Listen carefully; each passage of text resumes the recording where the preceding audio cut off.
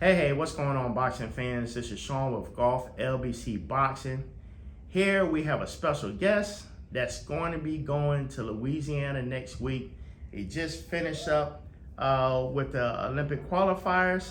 Here we have heavyweight Derae Crane. Actually, it's super heavyweight. It's super heavyweight? Nope. No, rated heavyweight, 203. Yeah. Derae Crane. How you doing, Derae? I'm well. How are you? All right, we're doing good. Listen, man, you have been talked about in the last month, been getting interviews, and what makes it so special is everybody tells me that you go on to make the Olympic team, will you be 38 or 39 by that time? 39. 39, they said that would be the oldest person to ever fight on the Olympic team. Is that always, well, your goal is always to make it on the Olympic team, right? But how much special would it be after these years, taking time off, to come back and make the Olympic team at 39 years old? It would be wild. If you had asked me when I started boxing in May of 1995, if I would be, an almost 40-year-old Olympian, I would have told you get out of here. No way. But that's kind of how it worked out. And I saw the opportunity to give it another go and wasn't going to let the opportunity slip away. Got you. Now let's backtrack a little bit. Let's go all the way back to a 9-year-old little boy that got into boxing, and you're from Iowa. Tell everybody what that was like growing up, and what at 9, out of all the sports you could have played, what was it about boxing at 9? So it's the typical story. You are a young kid, your father works. I grew up with a single father. You get out of school, the idle time is the devil's playground. I need something to do after school to keep me out of trouble. The boxing gym, Davenport Boxing Club, run by the late Alvino Pena, this boxing club was open every day at 3 o'clock, was 7 blocks from my house.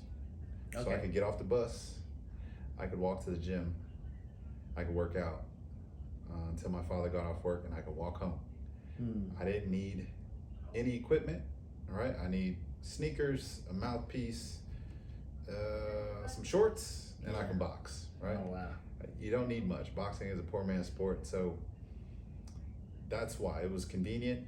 My father didn't have to drive me anywhere. He didn't have to buy me any equipment. He didn't even have to be involved. I could get myself there. I could get myself home. Okay. And me, I guess I've always been like a little different, because I've seen so many young men come into a boxing gym, for a little while, and then they leave. Right. You never see them again. I, on the other hand, showed up every day. I just kept showing up. That's it. That's pretty much the story of my life and what I can attribute all of my success to. Take us back to the very first official boxing match you had. Did you win your very first match? I did win my very first match, and the funny story is that my brother, I have a younger brother, he's a year younger, his name's Shane. All right. We started boxing at the same time, and he was much better than me. Naturally talented, longer limbs, skilled, They switched our opponents up. Some little town in Iowa. I boxed against his smaller opponent. He boxed against my larger opponent, and he did incredible. Wow. The kid's name was Billy Huerta. He ended up being one of my arch rivals in the state. I think we boxed 3 or 4 times. Yeah. Southpaw, strong southpaw. Yeah. And my brother did really well. Dropped the bout, didn't win it. Okay. But wow, he did amazing. And of course, I went and clobbered his guy. Oh, wow.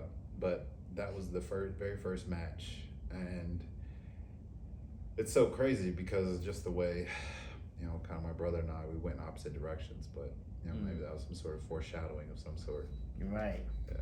All right, so we're going to fast forward to high school, graduating, 17, 18. Not only are you at the peak of high school or graduated high school, but now you turn into an elite boxer. Now, we were talking about from 18 to 35 years old. Yeah. Do you remember the first time you got in there at 18, 19, facing somebody 30 something with grown man strength, and what that was like? I do. It was the 2002 Golden Gloves. Okay. Actually, so I was 17, and I can't remember the young man's name. He was older than me. but he was probably in his late 20s, early 30s. Man, I can't remember his name. But anyway, first senior tournament, and of course I'm pumped. Yeah. And I remember I dropped the guy. Okay. But it was nothing new for me to drop grown men, right? I've been 13, 14 years old dropping pros. Wow. But at competition is totally different than sparring, right? I tell people all the time, you can never in the history of boxing can you win a sparring match. Right. It's about getting in there and competing, for the W. Right. So yes, that was my very first experience. I remember dropping this guy, sitting him on his butt. He tried to, overpower me and use his grown man strength. And I said, please get that out of here. Right. Yeah. All right. So now you're doing good. You're trying to compete, and the ultimate goal at that time is try to make it on the Olympics. What was the very first Olympic trials, or the first one you went to, and what happened? So let's go to how I thought about what it would take for me to get to the Olympics. Sure. Right?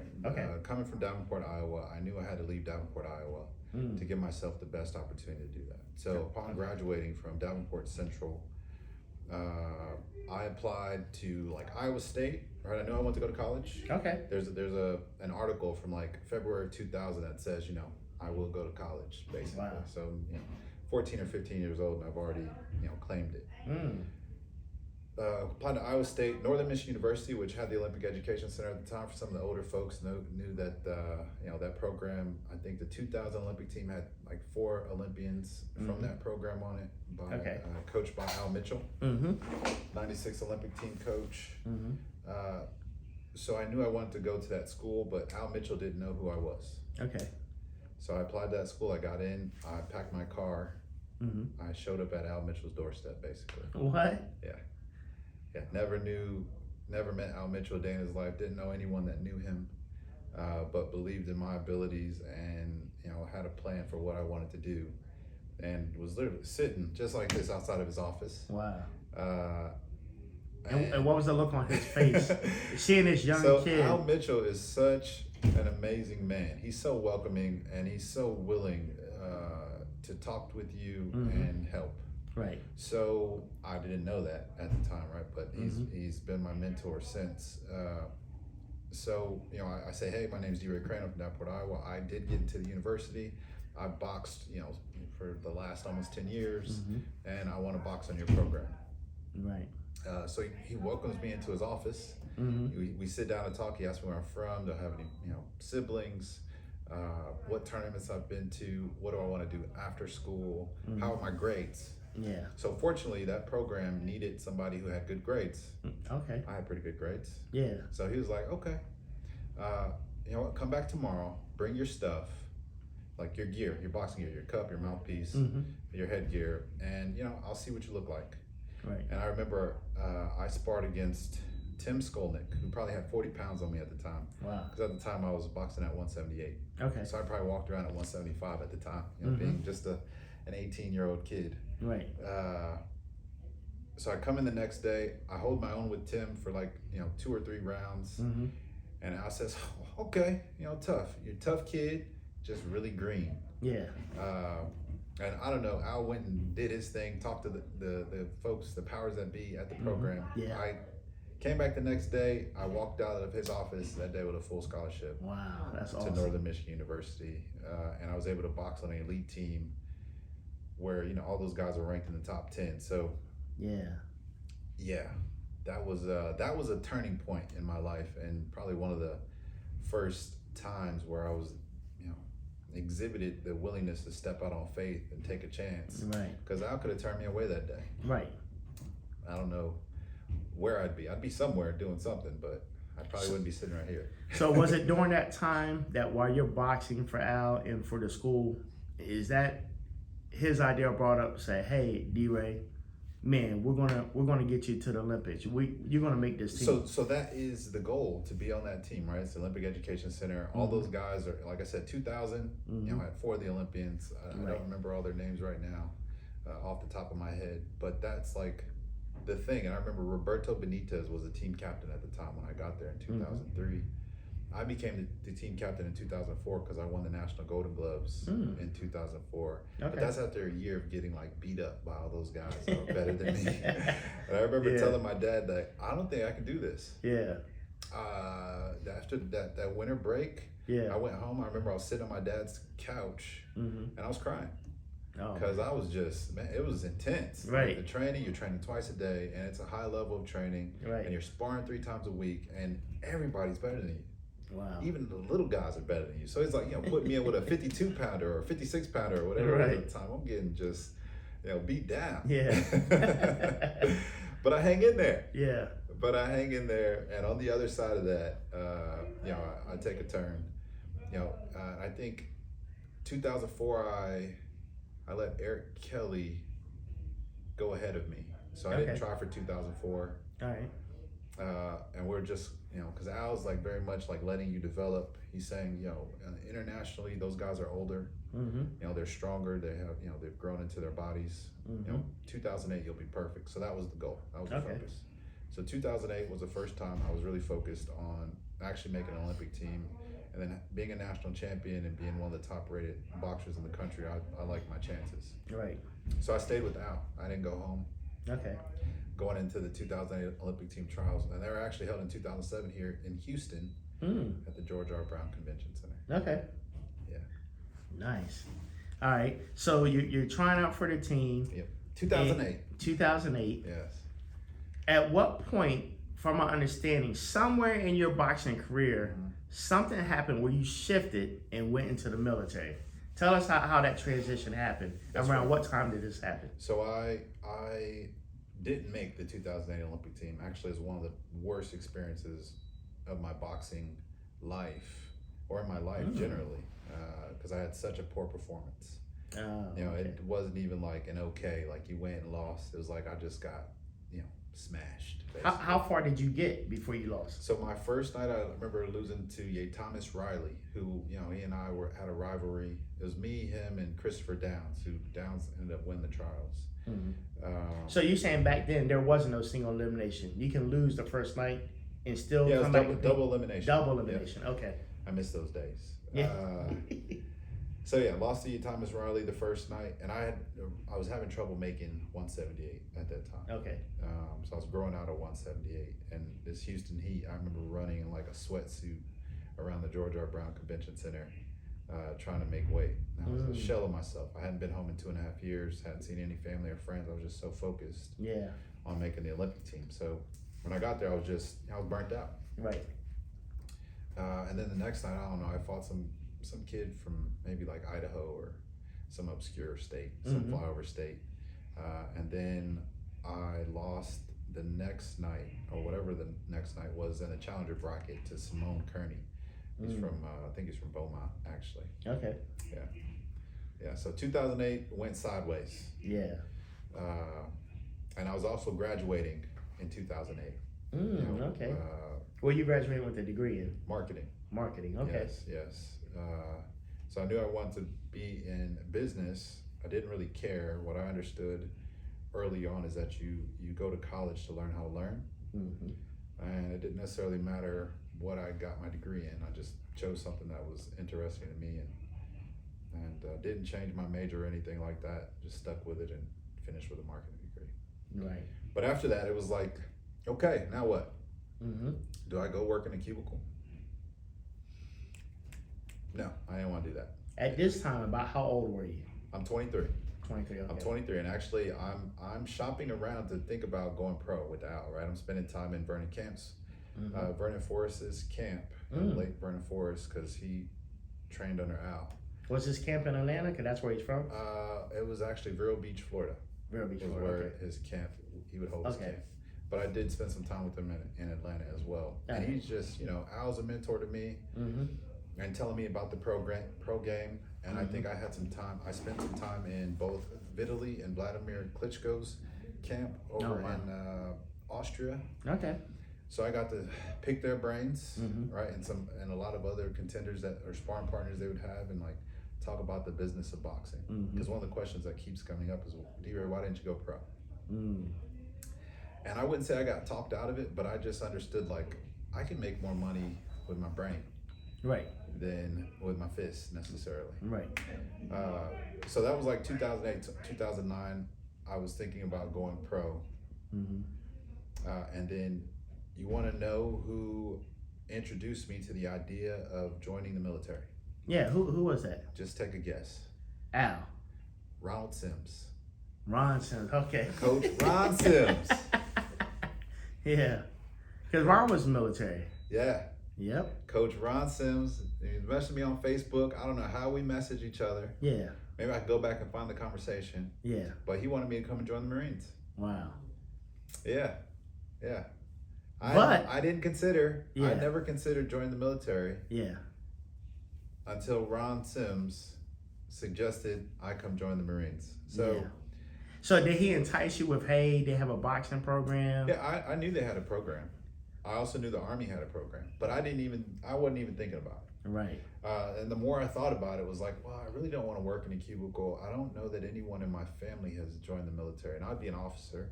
Mm-hmm. So that was interesting to me, that I get to go and lead America's sons and daughters. And I was like, okay, that could be neat. Mm-hmm. So, I tell Al, and Al, he tells Bashir Abdullah, who is the head coach of the Army's World Class Athlete Program. Mm-hmm. And Bashir's like, he should probably come out here to Colorado instead. And then Al tells me that. I'm like, you know what? I do like Colorado Springs. Mm-hmm. I'd much rather be in Colorado Springs than, Camp Lejeune, North Carolina. So yeah, that's how I got started in the military.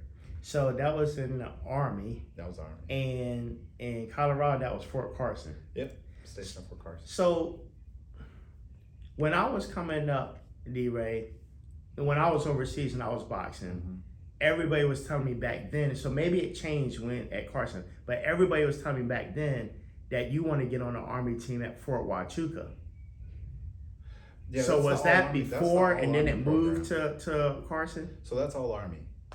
That's all Army. That's saying like Army-wide, you can submit your packet to mm-hmm. go to all Army competition. Okay. And I only went to one all Army competition because I would beat down my sparring partners, and they'd all go home before the competition started, and I would just win all Army championships by walkover. Right. So yes, the Army's World Class Athlete Program, which has a variety of sports mm-hmm. to include like wrestling and mm-hmm. Like speed walking. Even it's like everyone's there. They have a compound there, and everyone's mission, everyone's goal is to make the Olympic team. Right. So Derae, kind of like me and you definitely have way more experience and done more than me. But while I was boxing, I got derailed when I got sent to Bosnia. Uh-huh. So I had to stop for a few years. Mm-hmm. From my understanding, yours was something similar. You ended up going to Afghanistan, yep. which that put a hiatus on your boxing career. But from my understanding, you volunteered to go to Afghanistan. Why is that, knowing that at that point your boxing career for the time being is done? So that's been a common thing in my boxing career, actually. When I first joined the military, I had to take some time off to kind of go through the training pipeline. Mm-hmm. And I remember even when I was a teenager, I took some time off because I played football in high school. Mm-hmm. So when I fell short of making the 2012 team, mm-hmm. well, typically what aspiring Olympians will do, like, because you have a quad, right? Every mm-hmm. 4 years is an Olympic quad. Yep. And if you're an aspiring Olympian, you put everything into trying to make that team. Right. You put friendships, relationships, life stuff, mm-hmm. trips, fun. Mm-hmm. You put fun away. Yeah. So, that year after that quad or after the Olympics or after you fall short, you use it to do something that's full of life, right? Mm-hmm. You rekindle those relationships. Mm-hmm. You take those trips. You start a family. Right. You do things that normal people do. Mm-hmm. So I was like, I think I'm going to use my year to deploy, to go to Afghanistan, right? Because I'd already experienced, from the time that I joined the military, by the time I got to my duty station at Carson, mm-hmm. And I had been there a while, my peers that I'd come through training with mm-hmm. were getting shipped off. They were getting to their units and they were getting on the first thing smoking, going to get into the war. Gotcha. And then, I had shared a couple of days ago that, some of them weren't coming home. And it just really made me feel, I was a little angry. Yeah. And maybe a little guilty, but because I feel like I'm a very capable person. And I was like, if anybody, I should be going. So yeah, I volunteered and I used my gap year, between those quads to go to Afghanistan and get in the fight. Now, from my understanding, Derae, even after you got out the military, you didn't hop right back into boxing. Correct me if I'm wrong, but paraphrasing, you basically threw on a backpack and for the next year and a half, I'm just going to travel and explore the world. Is that kind of what happened? If not, yeah, okay. Yeah, after 2016, right? So 2016, I was at the Olympic team trials again, lost to Cam Awesome, who's a legend in the sport. I was done with boxing. I had nothing more to give to the sport. I was 30, right? Getting ready to turn 31 that following spring. And when you cut no corners, it's like there are no more questions. I have no questions of whether if I had done this, there wasn't anything. I knew I was done. Yeah. And I knew that I had given it everything that I had, and I had nothing more to give, and I wanted to move on with my life. So that is what I did. I left the active duty military. I took like an 18-month sabbatical. That's what I call it, because I had been just pushing forward and like knocking down goals and just whatever it is I was curious about, I was going to explore it, but mainly focused in the military and boxing, and I was tired. Right. So I took a knee. I took a knee, and fortunately, I was in a position to where I could take 18 months and just kind of do the things that I'd been wanting to do, the things that I'd been putting off. Yeah. You know what, Derae? It's interesting that you mentioned Cam Awesome, right? Because a few months ago, I don't know if it was Netflix, it was a documentary about 4 boxers, and he was on there. And I was like, who's this Cam Awesome? And they talked about how high rated he was and how good he did and all that. So, I went to BoxRec or I Googled. I'm like, man, I don't see this guy now. Like, when is the last time this guy boxed? And ironically, his last match that was recorded was against Jared Anderson.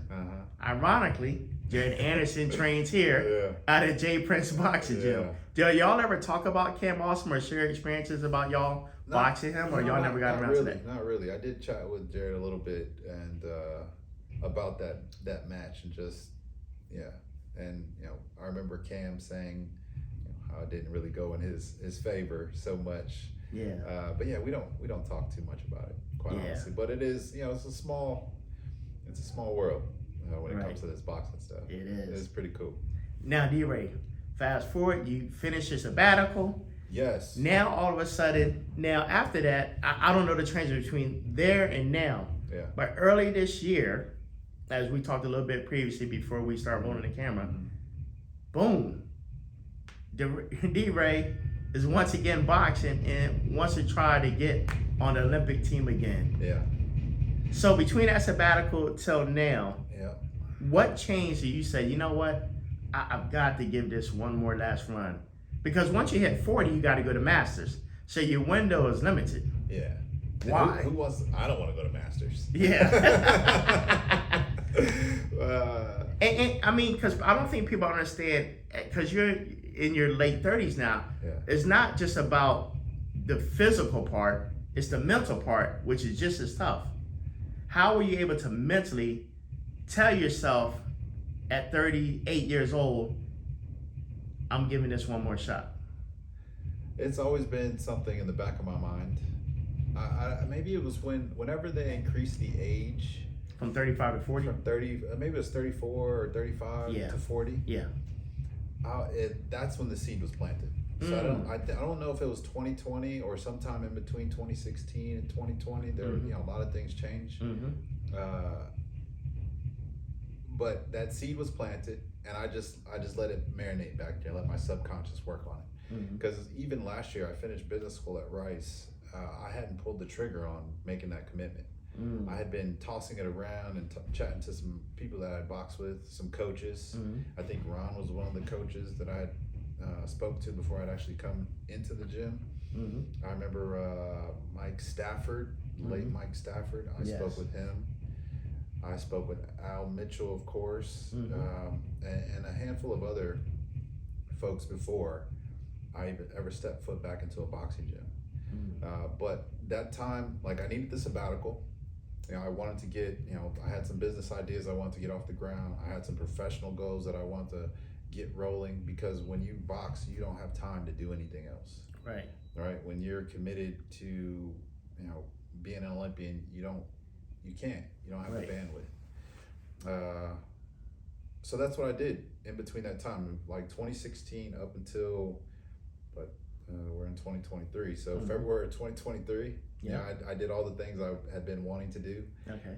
And I was gauging how so you asked about the mental aspect. And I remember I had a command sergeant major, I don't know what school I was at, but he came and spoke with all the officers there. And he said, hey guys, when you get to your units, you're gonna push your soldiers. You're gonna push them hard. You're gonna ride them hard. You're gonna wanna work hard, train hard. But I need you to remember that you are gonna leave and they're still gonna be there. All right? It's easy to be hard for a year. Right. And that always stuck with me. Because I was like, how hard can I go? For how long? So that's when I started using that idea and applying it to how I would approach, trying to make this last Olympic team. I was like, okay, when do I need to start training again? How long can I go? Because I know at some point I'm gonna use up everything I have. You're right. Because I've been here before, right? Yeah. I know that this endeavor, trying to be an Olympian, is such a long road. Right. And the dudes at the top that come in number 1, 2, 3 into the Olympic team trials, they've been thumping. Right. Right. And not just in competitions, but training. Yeah. And then mentally, it's draining. Right. And you're trying to hold on to it, and you lose your mojo, and you're not firing on all cylinders. Right. So I've seen it. Yeah. Every single trials, the dude who's supposed to win doesn't end up winning. Right. In a handful of weight classes. Right. And it's like the dude that was supposed to win, he just wasn't, because it's hard. Yeah. It's hard to hold it. Right. So I was like, okay, if I start here, I think by the time I get here, I'll be firing on all cylinders. Gotcha. And I'll be able to leave whatever I got left there and get it done. Right. So Derae, so in the last couple months, you went to the Olympic Qualifiers. I did. And you won the whole thing. I did. That was the plan. That last match, and they announced the winner was you. What went through your mind? Actually, I was like, that was closer than I thought it was. Was it a split decision win? It was 3-2, and I wasn't expecting a 3-2 split. But it's all good. I still got the win. That was the first thing that went through my mind. It was a ton of relief, right? Because when I walked into this very gym, November of last year, and talked to Ron and sat down with him and said, hey, this is my idea, this is my plan, what do you think? Right. He didn't hesitate to be on board about it. Right. But all that, the plan and everything that I put into this, I was like, okay, we're 25% of the way there. People don't understand, this is a long, grueling process. Right. So I was like, okay, on to the next thing, the next part of this journey. Right. Yeah. All right. So now we're down to the final. I didn't want to be one of those guys submitting an application to get a wild card spot. Gotcha. Okay, I wanted to be one of the dudes that qualified. Right. The other 7 guys who qualified before. Right. Yeah. So now, Derae, now we're getting close to the end, and next week you're heading off. This weekend, actually, you're heading off to Lafayette, Louisiana, for the Olympic qualifier, for the Olympic trials. Yeah. How are you feeling mentally, emotionally, spiritually going into this next week, knowing that you're a step closer to where you want to be? I have to tell you, Sean, that this is like some destiny stuff. Okay. Right? There's no one else who can do this. Right? There's no one else who has the story. There's no one else who started boxing when I did, who went and did all the things that I did. Like, I'm the only one that can do this. Right. This is what I was called to do. Right. And I have to walk, this path. Right. So, when you asked earlier also about, the being motivated and having, kind of the mental capacity to get there, it's like, well, I kind of feel like I'm a bit obligated to walk this. Okay. It's like it's something I have to do. The same reason I was called back to the sport, because I'm the only one that can. And I think that part is actually very inspiring and motivating for me. So, I'm 38 now, 38 and a half, and I got a lot of aches and pains. When I wake up in the morning, it takes a little while to warm up. Yeah. At least 90 minutes or so. Yeah. Before everything starts feeling like, okay, I can get my morning workout in now. Right. Yeah. Well, I tell you what, Derae, man, we're looking forward to seeing you next week. Me and my wife will be there. We'll be officiating. And, man, we're just expecting great things. I just heard so many great things about you, man, from your personality, your hard work ethic, and that never give up attitude that you have. Just hang in there. Just hang in there. And I think I also read somewhere that you also are doing this for inspiration. Correct me if I'm wrong, for your son who's 14. Absolutely. And his name is Solomon? Yes. Solomon. Yeah, he goes by Solo. Solomon. Yeah. All right. He's a competitive wrestler, and actually last winter, he had his first, big state tournament, and I was so pumped up. Yeah. Watched him get out there and compete. I remember holding him, just, and then being able to look up and like eyes couldn't see, and now he's like, doing his best on the mat, and I was just so pumped up. So, Derae, are you one of those parents that's yelling and screaming and all pumped up, and they looking like, who's? I'm letting him do his thing, right? Because I hate that. Yeah. I hate that. I'm letting him do his thing. I'm pumping him up before. Yeah. Making sure he's warmed up, got a sweat. I'm like, just do your best, right? It's maximum effort. That's all. Win, lose, or draw. We give it everything we got, so there's no questions. We can walk away from however this happens satisfied. I don't Derae, he's 14. Is he at the point like, come on, Dad, let's wrestle. Let me show you what I got. No, not yet, not yet. And I could jokingly say one of the reasons, I'm not old until my son can beat me in a foot race. Okay. Got you. Yeah. All right, so Derae, tell everybody, man. Well, listen, we're looking for you next week, and we're looking to interview again afterwards after you win. Yeah. Can you tell us how can the people follow you? Are you on social media at all? What if people want to follow and say, man, I want to learn more about Derae? Where can they go to learn more about you? Well, definitely Instagram. That's going to be your best bet. Dynamo Derae. Dynamo Derae. Dynamo Derae. So you can look up the definition of what a dynamo is, and it's very fitting. Okay. Dynamo Derae on Instagram. And if they message you, are you good at messaging back? Do you respond to your I'll fans? Get back to you. It'll be in a day or two. All right, but you'll get back to them. Yeah. And please don't just say hey. Like, say hey and then give me a question or something. Yeah. Gotcha. All right, Derae. All right, man, what do you want to say to all your fans in closing, and what can we expect next week?